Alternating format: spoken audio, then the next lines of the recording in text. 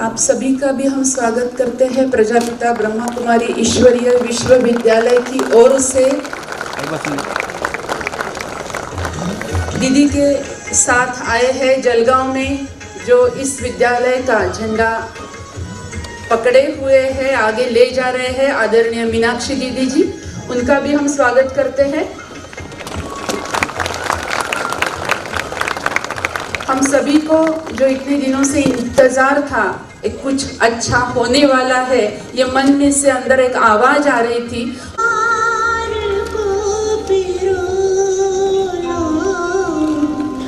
प्रभु प्यार को पिरोलो, सांसों के तार तार में प्रभु प्यार को पिरोलो। शुभ कर्म करके पुण्य का, शुभ कर्म करके पुण्य का, जीवन में बीज बोलो, सांसों के तार तार में।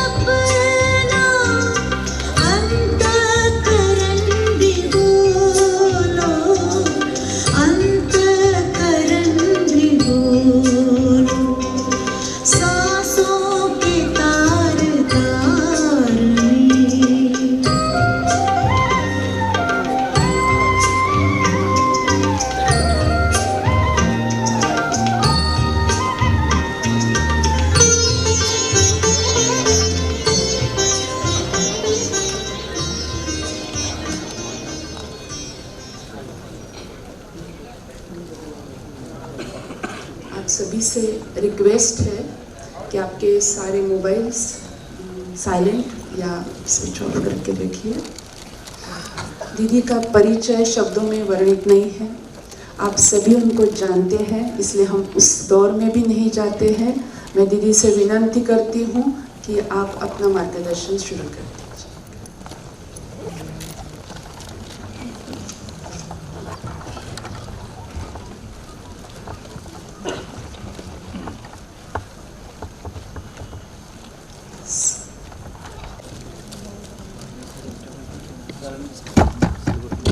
कुमारी ईश्वरीय विश्वविद्यालय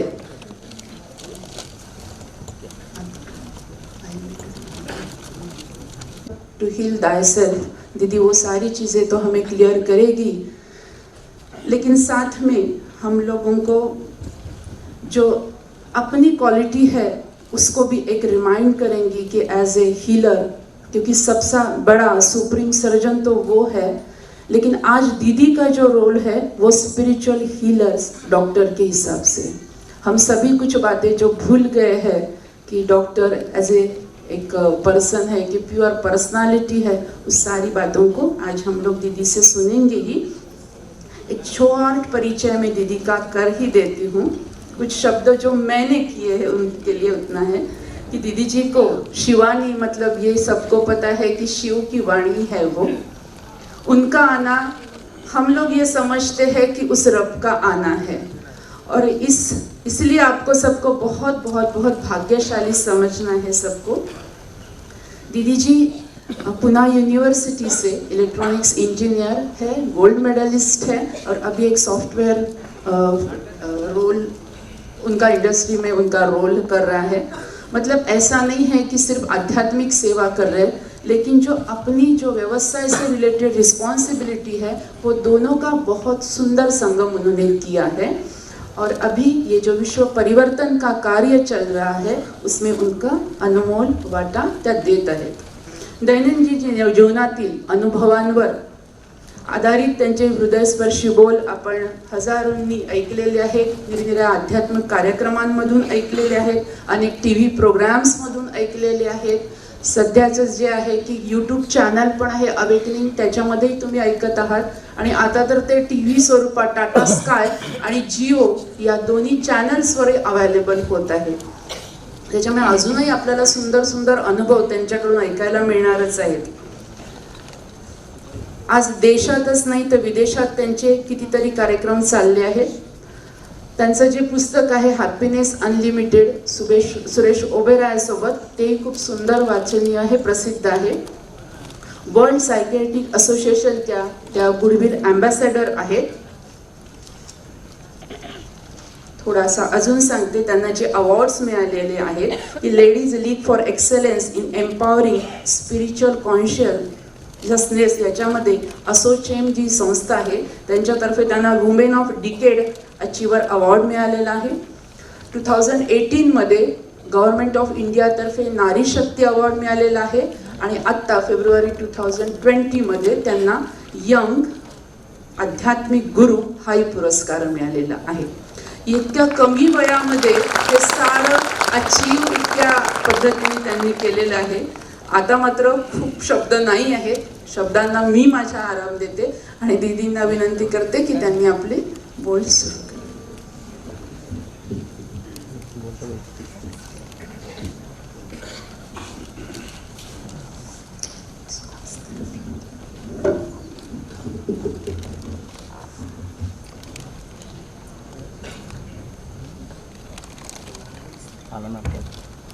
पालन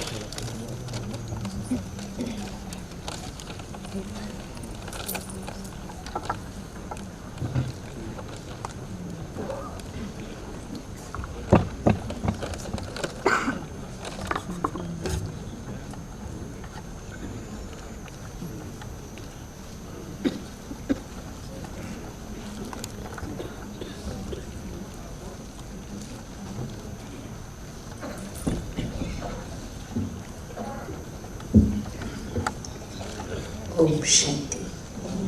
गुड मॉर्निंग। कई चेहरे जाने पहचाने लगते हैं। कौन कौन माउंट आबू आए हुए हैं मेडिकल प्रोग्राम में?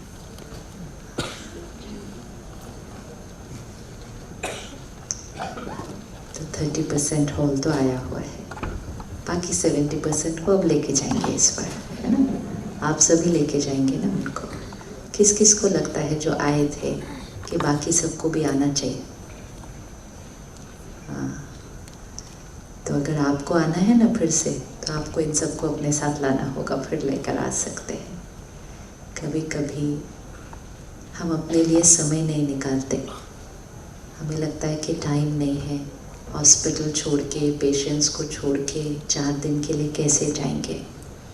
लेकिन एक बार जब टाइम निकाल के देखते हैं तो ये पता चलता है कि वो जो टाइम हमने निकाला वो सिर्फ हमारे लिए नहीं था, उसका डायरेक्ट बेनिफिट किसको मिलता है?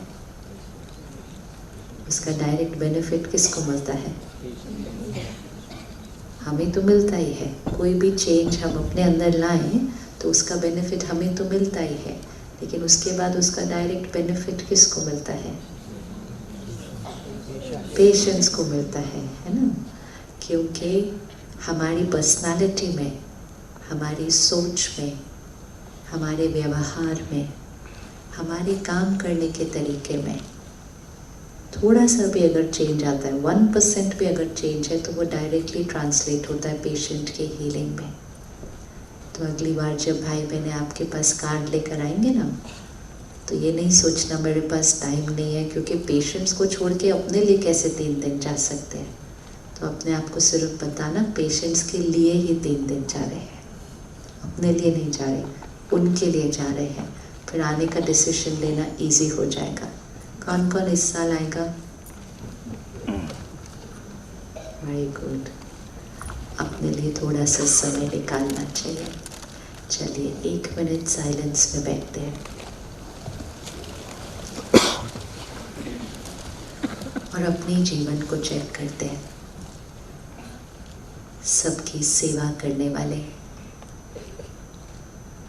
सबका ध्यान रखने वाले, सबके दुख खत्म कर सुख देने वाले, दर्द में आए हो को खुश करके वापस भेजने वाले, परमात्मा के हम फरिश्ते हैं।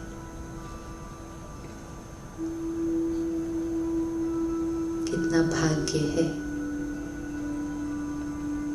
ये श्रेष्ठ कर्मों का फल है।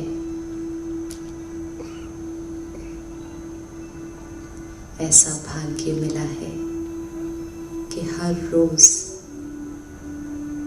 कितनों के दुख मिटाकर उनको सुख देते हैं, कितने परिवार को खुशहाल बनाते हैं।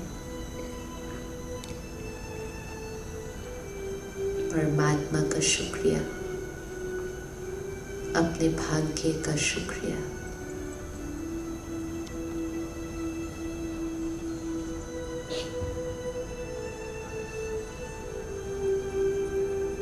सबका ध्यान रखते हुए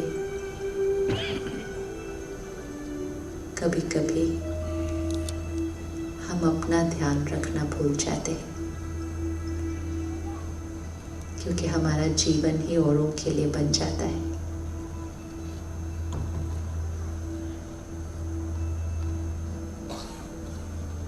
अब अटेंशन को अपने ऊपर लेकर आइए और साक्षी होकर अपने आप को देखिए। Detached and see yourself.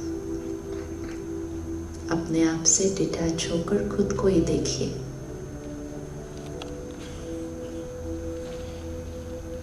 कि अगर मुझे खुद का ध्यान रखना हो, कौन सी बातें हैं जिसमें ध्यान रखने की आवश्यकता है? What parts, aspects of life I need to take care of myself? अपना ध्यान रखना है। मन का ध्यान, शरीर का ध्यान, रिश्तों का ध्यान, परिवार का ध्यान, स्पेसिफिक अपने लिए सिलेक्ट करना।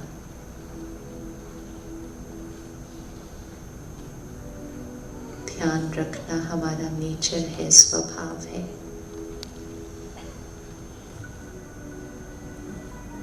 अपना ध्यान क्या रखना है?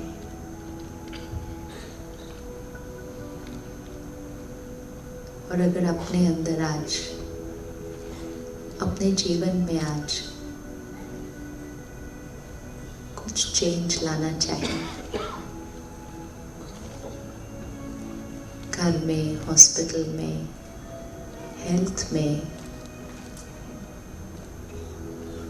इमोशंस एंड फीलिंग्स में कुछ चेंज लाना चाहें तो क्या चेंज होगा, क्या चेंज करना चाहेंगे?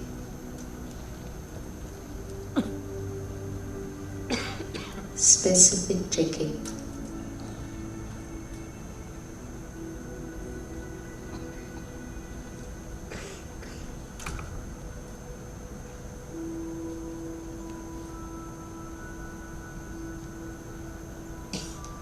Checking every aspect of life, feelings, emotions, physical health, emotional health, lifestyle, working habit, family life, social life.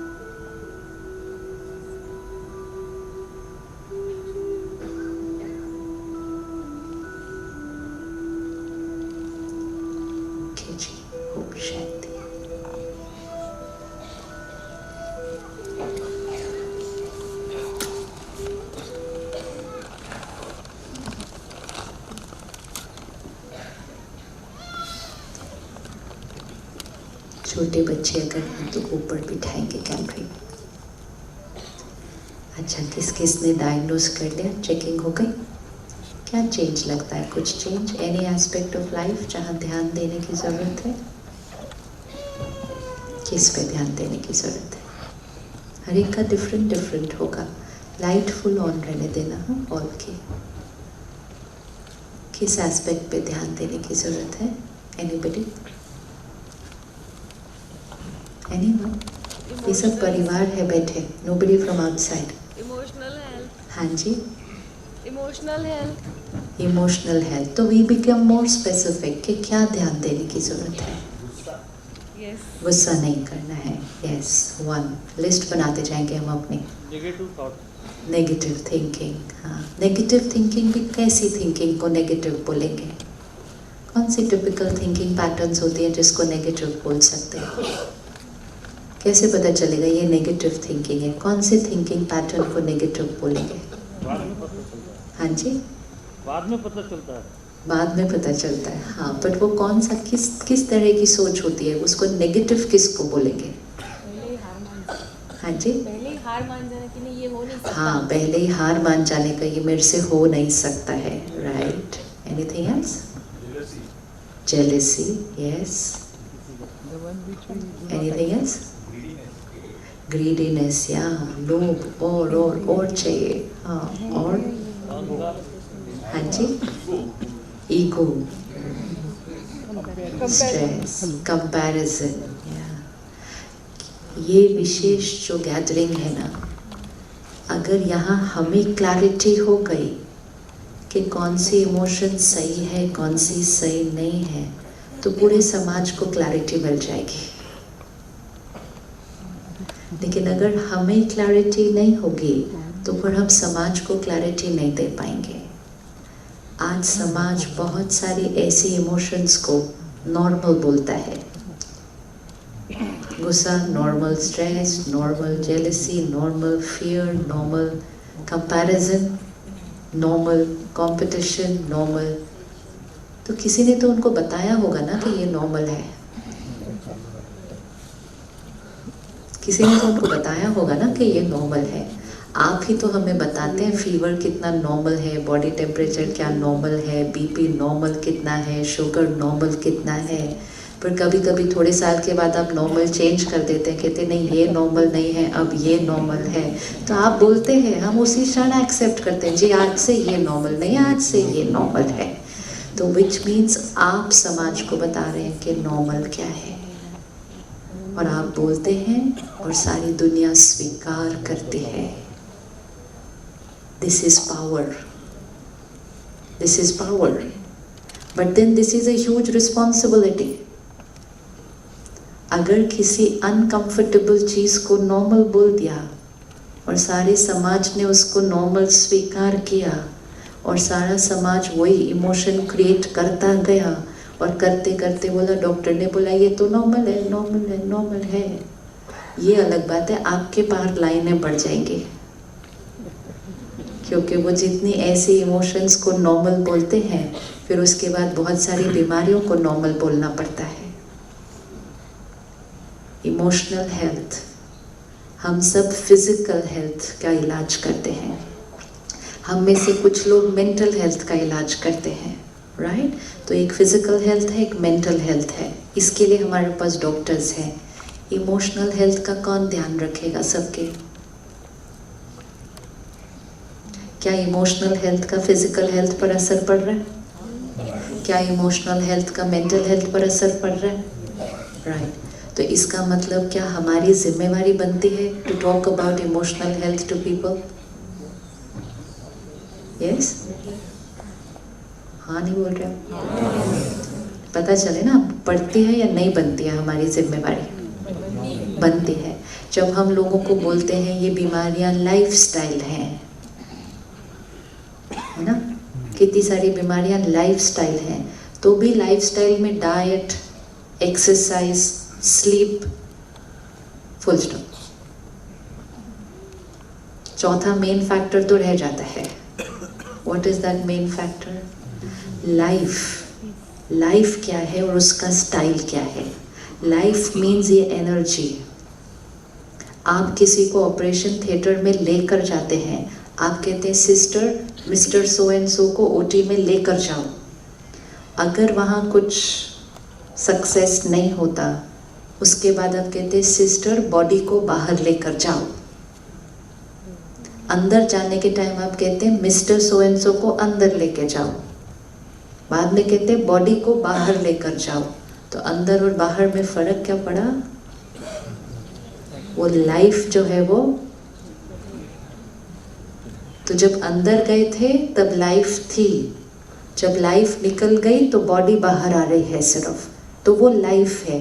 तो वो लाइफ, वो जो एनर्जी है जो सोचती है, फील करती है, डिसीजन लेती है, कर्म में आती है, वो लाइफ।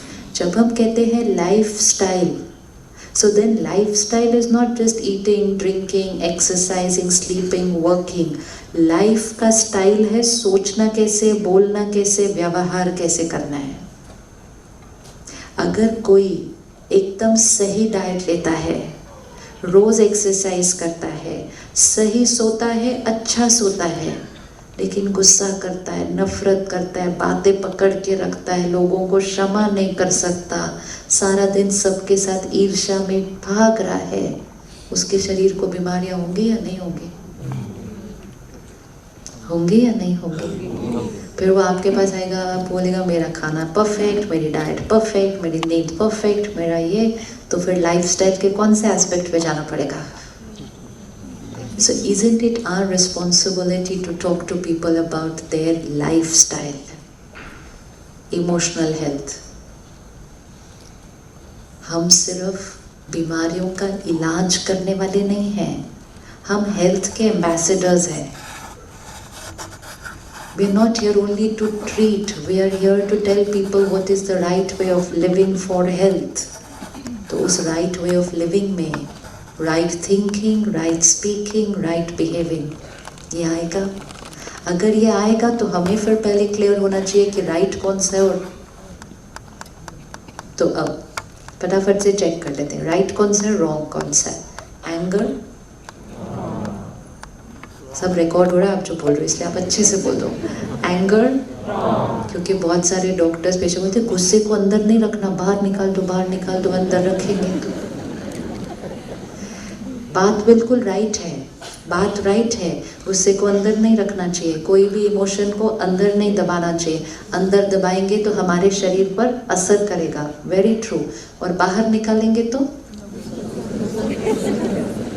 बाहर निकालेंगी तो नहीं, अगले पर करेगा लेकिन अपने पे भी तो करेगा ना. Every time I am going to create anger and I am going to say मैं क्यों चुप रहूंगी तो बीमार हो जाऊंगी, इससे अच्छा सुना दूं. लेकिन every time I am creating anger तो किसके शरीर पर असर पड़ रहा है? मेरे शरीर पर असर पड़ रहा है. तो हाफ नॉलेज मिली उनको मिला कि अंदर नहीं रखना, बीमार हो जाएंगे. तो उन्होंने बाहर निकालते गए. पहले बड़ी बड़ी बातों पे निकालते गए, फिर छोटी छोटी बातों पे निकालते गए. आजकल बिना बात के भी निकालते जाते हैं. Now who will tell them that this is not right? We will only have to tell them. So anger is not right. Comparison? Competition? Competition? Not sure. Competition?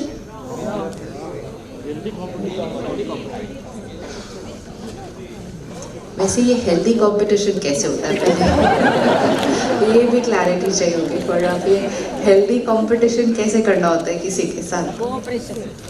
If comparison is not right then what is competition? Competition में भी हम क्या कर रहे हैं? Competition, अगर आपको किसी और डॉक्टर के साथ compete करना है तो आप क्या करेंगे उसके लिए? उसके साथ अपने आप को कंपेयर ही तो कर रहे हैं ना, और क्या कर रहे हैं?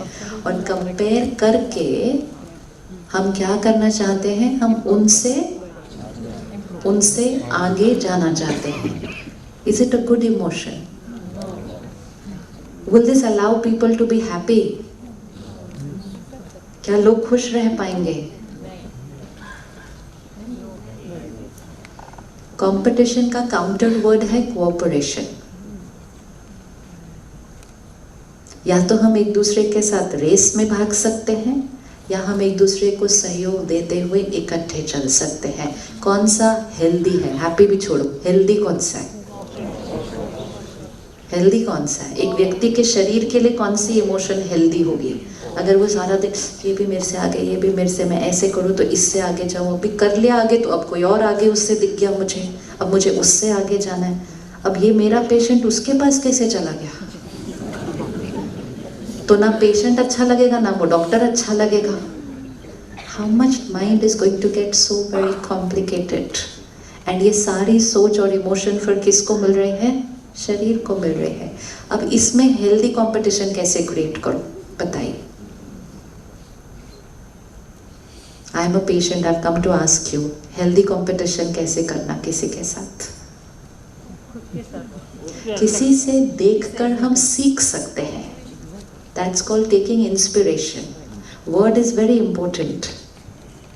किसी का कुछ हमने देखा, हमने सीखा, इन्होंने कैसे किया, ये कैसे आगे बढ़े, इनके अंदर ये विशेषता कैसे आई, इन्होंने, that's taking inspiration.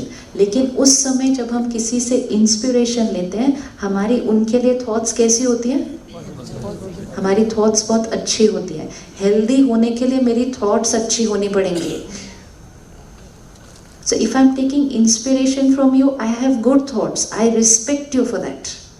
If I speak about you also, I'll speak very nicely because I am taking inspiration. But if I'm competing, then my thoughts, so that is not a healthy thought. तो हमें समाज को बताना पड़ेगा कि competition सेहत के लिए, कंपटीशन सेहत के लिए बता दीजिए हानिकारक है. और सबसे पहले किसको बताना पड़ेगा ये? अच्छा, वरी रॉन्ग. बहुत सारी चीजें हैं जिसको समाज ने नॉर्मल कह दिया. जेलेसी तो ऑब्वियसली रॉन्ग, ग्रीड तो ऑब्वियसली रॉन्ग, और सब चीजों को मोटे रूप में इकट्ठे कर दो तो that is ego. Stress normal? Stress normal? हाँ जी. पॉजिटिव स्ट्रेस नहीं, बात राइट है, but we need to understand. अब पॉजिटिव स्ट्रेस कैसे होता है? टू एक्सेलरेट योरसेल्फ, अपने आप को और आगे बढ़ाने के लिए, to be better. So for that I have to create stress. Stress जब होता है तो कैसी फीलिंग क्रिएट होती है? मुझे स्ट्रेस है, तो कैसी फीलिंग क्रिएट होती है? एक है गोल, एक है गोल पर जाने के लिए अपने आप को मोटिवेट करना। स्ट्रेस क्या है?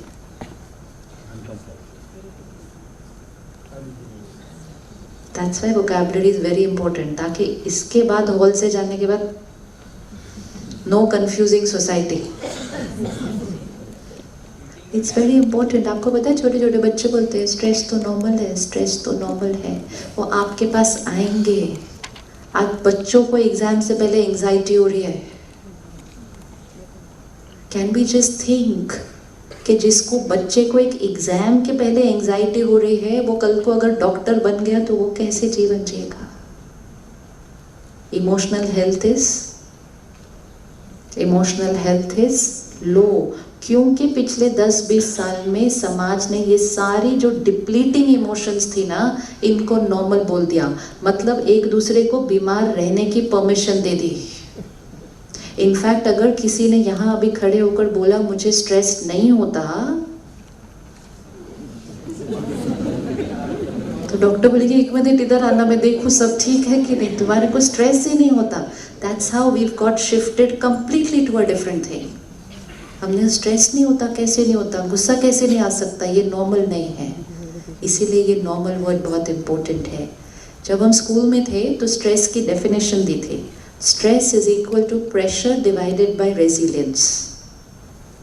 प्रेशर होना चाहिए। एग्जाम नहीं होगा बच्चे का तो वो इवैल्यूएट भी नहीं करेगा अपने आप को, मेहनत भी नहीं करेगा उधर जाने के लिए। तो प्रेशर उसके जीवन का, एग्जाम उसका प्रेशर है, वो न्यूमरेटर है, लेकिन डिनोमिनेटर उसकी इनर पावर रेजिलियंस है। लेकिन हमने कह दिया प्रेशर है, एग्जाम है तो स्ट्रेस तो होगा ही, तो डिनोमिनेटर को क्या कर दिया? Out. Stress is equal to numerator. Numerator दिन ब दिन क्या होते गए? न्यूमरेटर दिन ब दिन बढ़ते गए, और पिछले 10-15 साल में बहुत फास्ट बढ़ गए। फास्ट बढ़ा है न्यूमरेटर पिछले कुछ सालों में। और जब न्यूमरेटर बढ़ रहा था, हमने डिनोमिनेटर पर ध्यान नहीं दिया, तो डिनोमिनेटर घटा, न्यूमरेटर बढ़ा, गैप दोनों के बीच क्या हो गया? ज़्यादा बढ़ गया, स्ट्रेस बढ़ गया। So we'll change the vocabulary. Pressure is very good, goal is very good, I have to motivate myself towards that goal. लेकिन stress is not a very comfortable emotion. अगर मुझे यहाँ से चल के वहाँ तक जाना है, that is my goal. मुझे अपने आप को पुश करके वहाँ तक जाना है, motivation. Stress means होगा कि नहीं, पहुँचेंगे कि नहीं, मेरे से पहले कोई और पहुँचा तो नहीं, अगर हम नहीं पहुँचेंगे तो लोग क्या कहेंगे, टाइम पे नहीं पहुँचेंगे। That is all my wrong thinking while walking towards the door. अब ये सारी रॉन्ग थिंकिंग करके भी हम डोर पे तो पहुंच जाते हैं, हम अपने गोल्स पे पहुंच जाते हैं। हमने बहुत कुछ अचीव किया है पिछले कुछ सालों में, बहुत फास्ट अचीव किया है।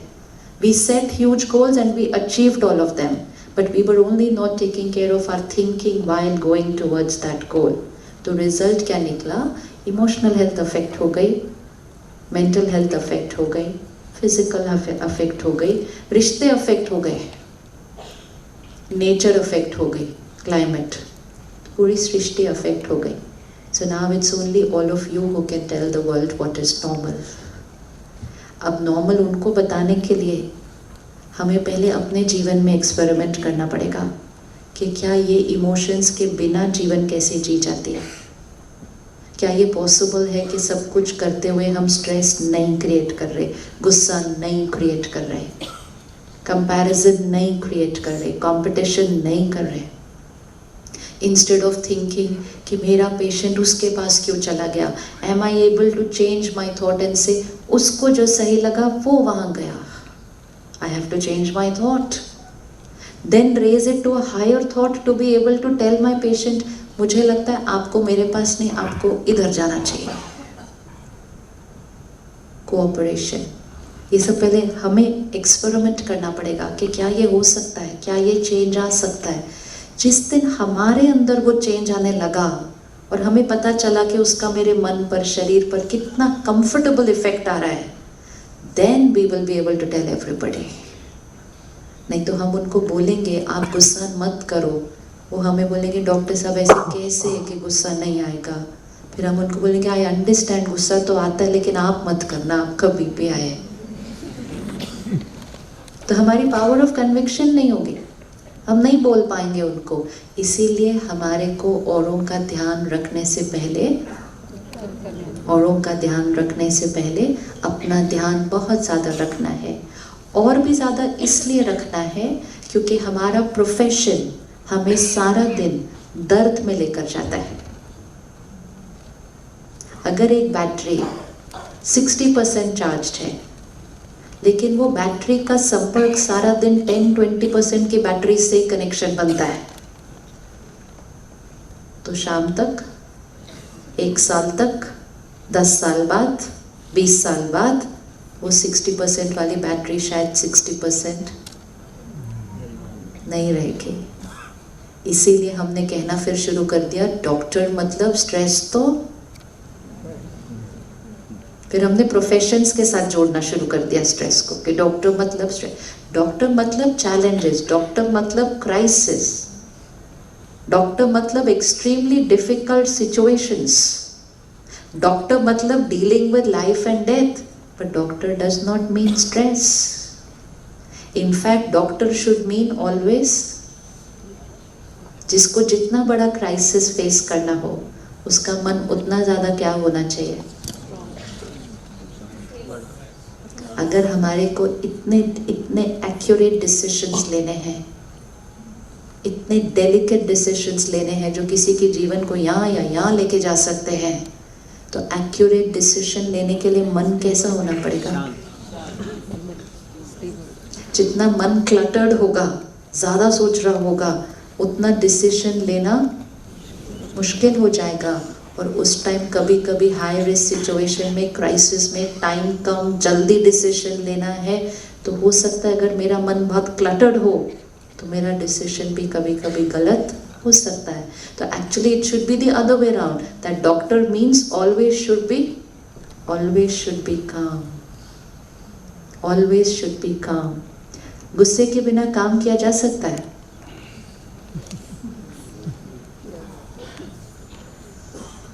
गुस्सा करे बिना काम किया जा सकता है? वैसे नॉर्मली हॉस्पिटल में किस बात पे गुस्सा आ जाता है? पेशेंट बिल नहीं भरता है, अच्छा हाँ, और स्टाफ क्या कर देता है? आता ही नहीं है, अच्छा स्टाफ टाइम पे नहीं आता है, वेरी गुड, काम नहीं करता है, जैसा मुझे चाहिए वैसा नहीं करता है, सिंसियर नहीं है। अब अगर बाई चांस वो स्टाफ यहाँ बैठा हो, वो बोलेंगे हम तो इतने सिंसियर हैं, इनको पता नहीं क्या क्या चाहिए हमारे से। हर एक की सिंसियरिटी की डेफिनेशन और हर एक की सिंसियरिटी की कैपेसिटी एक दूसरे से अलग होती है। लेकिन फिर भी they are not as sincere as we want them to be, they are not as punctual as we want them to be, they are not as honest as we want them to be, but they are not as dedicated as we want them to be. Don't you think this is a normal part of life? क्या आपको लगता है आने वाले समय में कोई ऐसा दिन आने वाला है where they will be exactly how you want them to be? आप किस किस के पास बच्चे ऐसे हैं जो are exactly how you want them to be? Staff के पास तो बाद में चलेंगे। Every individual is going to be different. अलग लाइफ है, वो अलग एनर्जी है, अलग सोल है, संस्कार उसके डिफरेंट।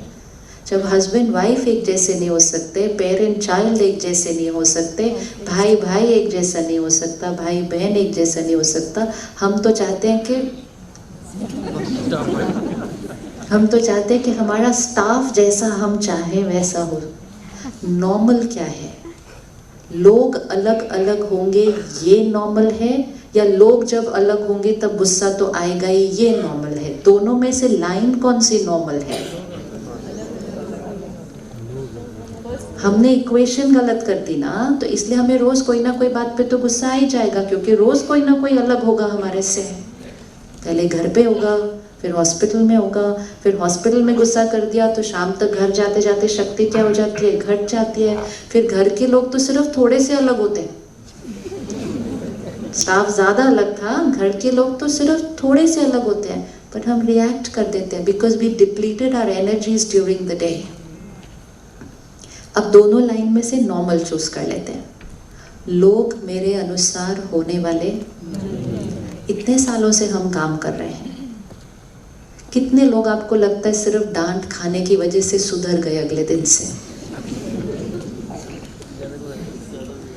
तो do not we see the futility of us wasting our energy? Y?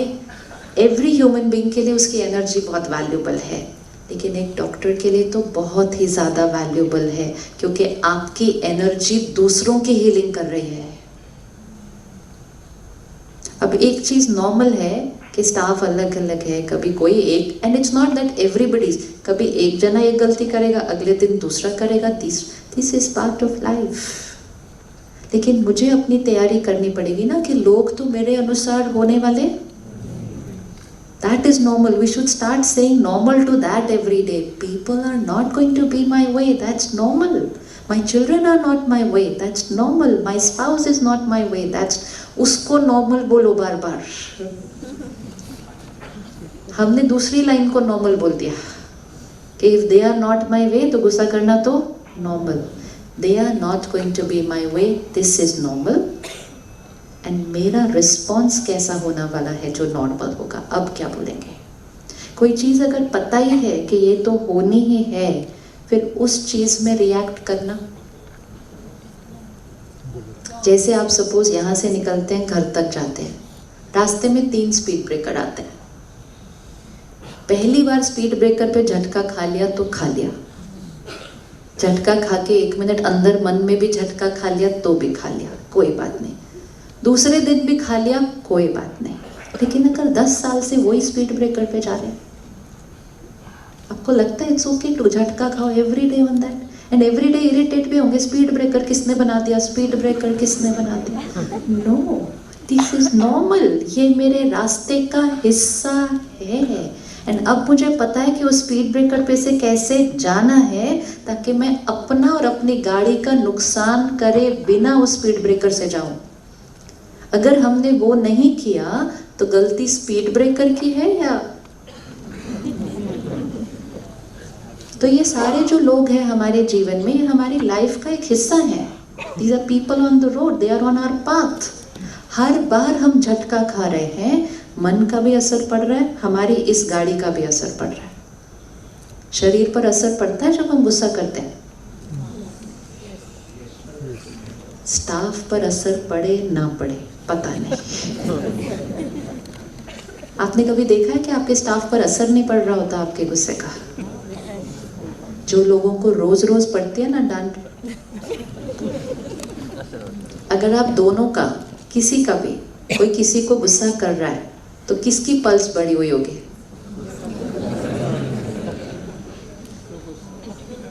पर होने तो डांट खाने वाले की होनी चाहिए ना, that emotion was meant for the receiver ना, तो रिसीवर की पल्स, हार्ट बीट, ये सब बढ़ना चाहिए, गिवर का बढ़ता है। इसीलिए हर हॉस्पिटल में भी आजकल एग्जीक्यूटिव हेल्थ चेकअप होते हैं, उस वर्ग के जो डांटता है काम करवाने के लिए, क्योंकि every time we are using that emotion, every time we are using that emotion.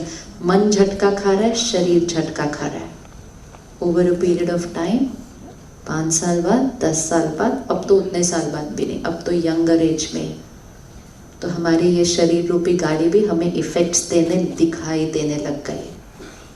तो क्या आपको नहीं लगता अभी भी रुक कर हमें चेंज कर लेना चाहिए अपना ड्राइविंग स्टाइल? क्यों रोज रोज उसी स्पीड ब्रेकर पे झटका खा रहा है?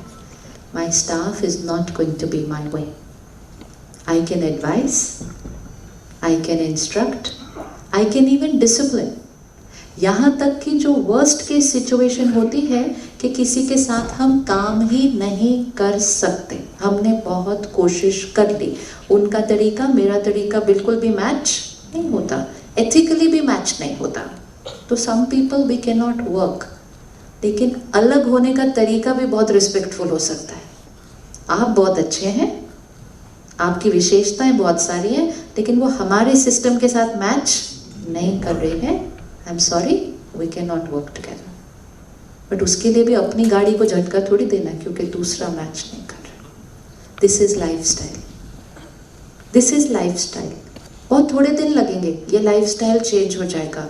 और नहीं ध्यान रखा तो आज ये स्टाफ है, कल कोई और आएगा, परसों कोई और आएगा, इसमें कोई विशेषता थी, दूसरे में दूसरी विशेषता होगी, इसकी एक आदत। कोई हमें कहते हैं ये बहुत सिंसियर है, ये बहुत ऑनेस्ट है, लेकिन टाइम पर नहीं आता। एक कोई कमजोरी हर एक के अंदर हमें मिल जाती है।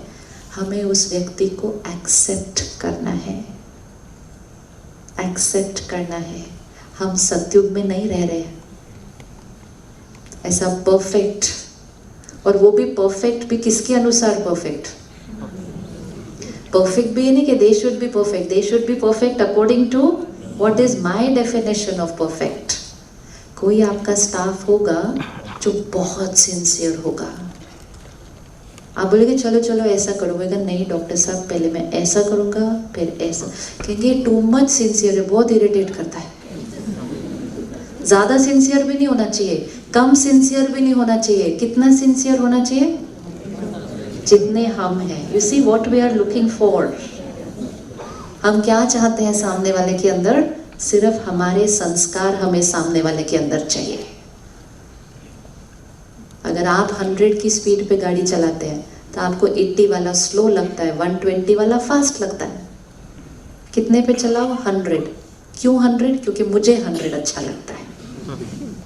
100 is comfortable for me, so I want everybody to be that way. People will not be my way.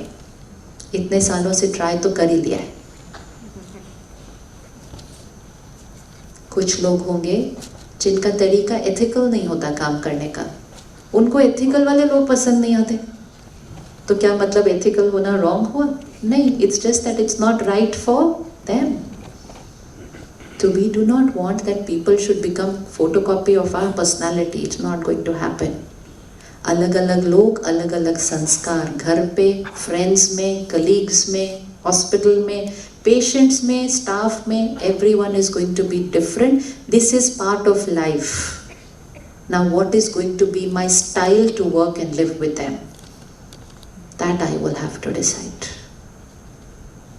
तो क्या गुस्से बिना काम हो सकता है?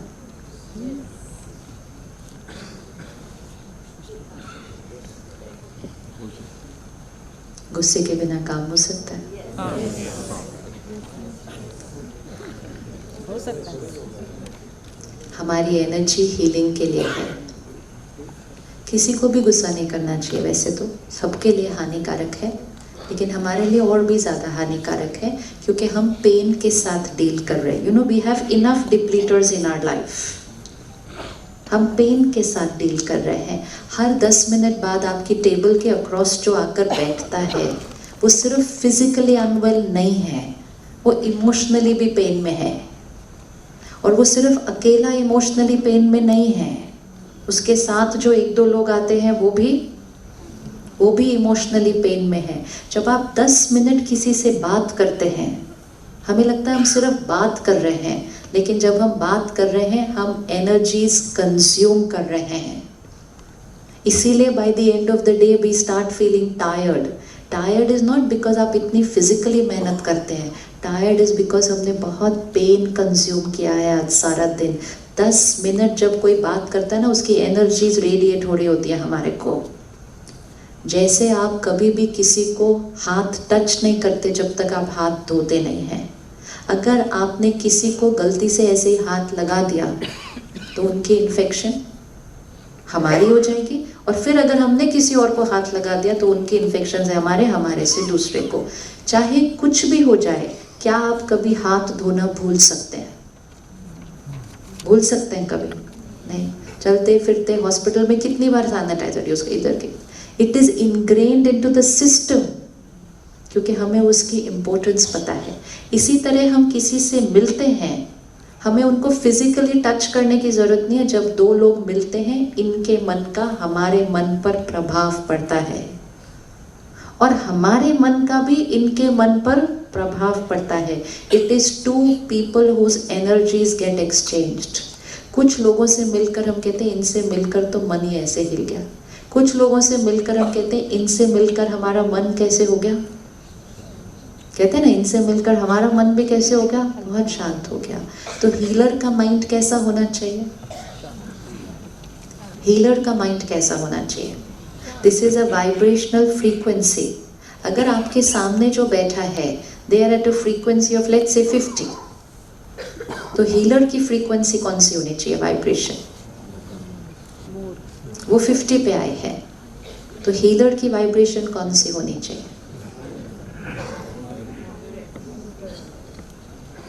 अगर सिर्फ मोर देन 50 हुई, विच मीन्स उनकी 50 है और हमारी 60 है, वो 3 है और हर 10 मिनट बाद 3 आ रहे हैं। वो 3 है और हर 5-10 मिनट के बाद 3 आ रहे हैं, और ये तो सिर्फ ओपीडी है, फिर सर्जरी है, ये वो तो, और फिर अगर वो 50 पे होंगे और हम सिर्फ 60 पर होंगे, तो कुछ टाइम के बाद हमें 60 से 50 पे आने में टाइम। इसीलिए आप देखो मेडिकल प्रोफेशन में स्ट्रेस, बर्नआउट, डिप्रेशन, क्यों फिगर इतना हाई जा रहा है? क्योंकि over a period of time वो सामने वाले का 50, सामने वाले का 50, फिर कई बार सामने वाला 30, कई बार 20, over a period of time 10 साल, 20 साल, 30 साल, burnout, fatigue, emotional fatigue, stress. सामने वाला 50 है तो हीलर को कितना होना पड़ेगा?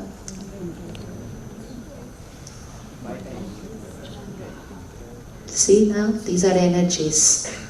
अगर आप अपनी एनर्जी को हाई रखेंगे, हर रोज सुबह हाई करके जाएंगे और सारा दिन हाई रखेंगे, तो आपके सामने कितनी भी लो वाइब्रेशन आ गई, सबसे पहले कौन सुरक्षित है?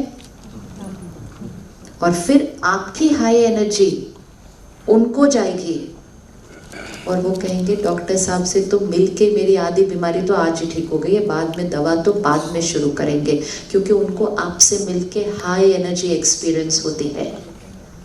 फिर वो हाई एनर्जी उनके मन की स्थिति पर असर डालती है और उनका मन की स्थिति उनके शरीर पर असर डालती है। तो अगर डॉक्टर हैप्पी है, लाइट है, पीसफुल है, पॉजिटिव है, तो क्या हीलिंग में फर्क पड़ेगा? क्यों फर्क पड़ना चाहिए? दवा तो वही है, इलाज तो परफेक्ट है, प्रोसीजर तो परफेक्ट है, डॉक्टर की पर्सनालिटी क्यों हीलिंग करेगी?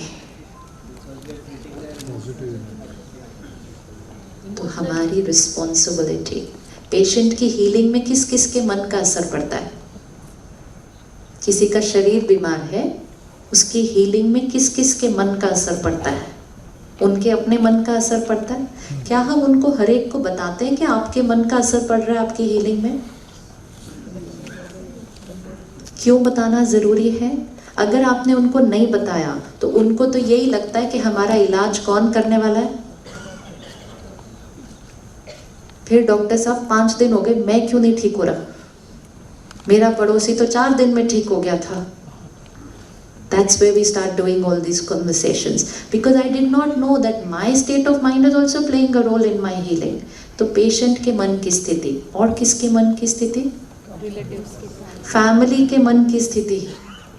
अगर किसी के घर में कोई बहुत नेगेटिव एनर्जी, वातावरण, उसकी हीलिंग स्लो डाउन हो जाएगी। डॉक्टर के मन की स्थिति और आपके स्टाफ के मन की स्थिति। वही स्टाफ जिनको अभी गुस्सा किया था 5 मिनट पहले, आपसे ज्यादा आपका स्टाफ उनसे मिलता है। स्पेशली अगर कोई एडमिटेड है तो आप थोड़ी बार बार मिलेंगे उनसे।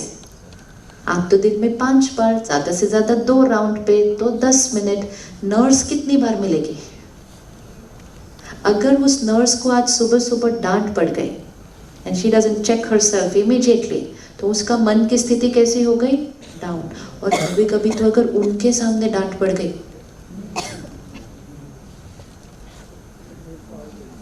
हमारी इंटेंशंस बहुत अच्छी है, हमारी इंटेंशन है कि हमारे पेशेंट के साथ कुछ भी गलत नहीं होना चाहिए, लेकिन जब हम नर्स को डांटते हैं तो भी हम अपने पेशेंट के साथ गलत कर रहे हैं, क्योंकि अब हमने एक दर्द वाली नर्स पूरा दिन के लिए उनको दे दी। वो खाना देगी, दवाई देगी, लेकिन दुखी मन से देगी। और अगर हमने उस नर्स को उनके सामने बाई चांस डांट दिया ना, कुछ कर रहे हैं और उसने देखा गलती, उनके सामने डांट दिया, फिर तो हमने एक डाउट वाला पेशेंट क्रिएट कर दिया पूरे दिन के लिए। जब वो नर्स, क्योंकि वो पेशेंट को कुछ समझ तो आया नहीं होगा आपने क्या बोला, लेकिन सिर्फ ये देखा कि इसने कुछ गलती की थी आज। Every time that nurse will come to my room, I will start doubting her capability. तो अगर मैंने डाउट क्रिएट किया एज अ पेशेंट, तो भी मेरी हीलिंग क्या हो जाएगी? Healing is a complete package like this. Treating और